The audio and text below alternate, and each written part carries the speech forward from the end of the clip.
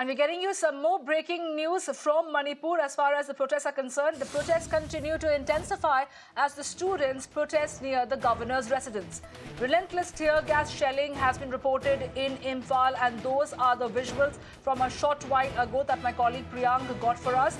The curfew has been imposed in Imphal amid relentless protests that continue. The protest is only getting more serious. The protests are intensifying. The students have protested near the governor's residence, and these are the visuals from near the governor's residence. These are the live visuals on your screens right now. There has been relentless tear gas reported, the tear gas shelling reported in Imphal, where the security forces are trying to control the protesting crowd by resorting to tear gas shelling. We have to wait and see if there is a statement that will be issued by the government's end from Manipur. But these are the live visuals on your screen that my colleague Priyank is getting us as he reports from ground zero. The protesters tried to march towards the governor's residence, and that is where the security forces had to resort to tear gas shelling to control the crowd. That after many tear shells being lobbed by the police officers, now the students have come here with these metal blocks, and these stones are being thrown on the police team. The impact is such that since more than half an hour, this area is filled with tear shells.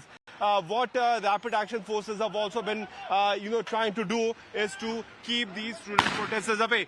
Look at this. These students have come here. The irony is that a young student from schools being used for these protests is certainly a very wrong thing, which can be seen on the ground here in the state capital of Imphal.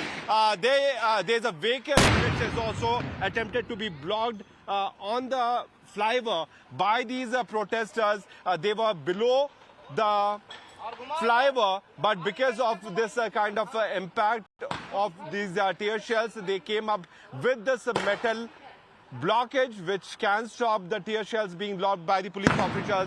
And you can hear on my background, everywhere from all the corners, what we can hear is tear shells. What we can see is the smoke of the tear shell. What we can also see that the police officers trying to control the situation on the ground. But certainly, who is behind it, who has been provoking students to satisfy the political agenda is certainly something which need to be seen on the ground. It's a very chaotic scene right here, very near to the governor's house, because after the ultimatum ended, the 24 hours ultimatum ended for those students who were there inside the women's market, the Asia's biggest women's market, they attempted to move, and now you have all these Casper vans, which are bulletproof vans, these bulletproof vehicles of the local police charging on the student protesters. Most of them are juvenile, young. It's very shocking and alarming to be seen.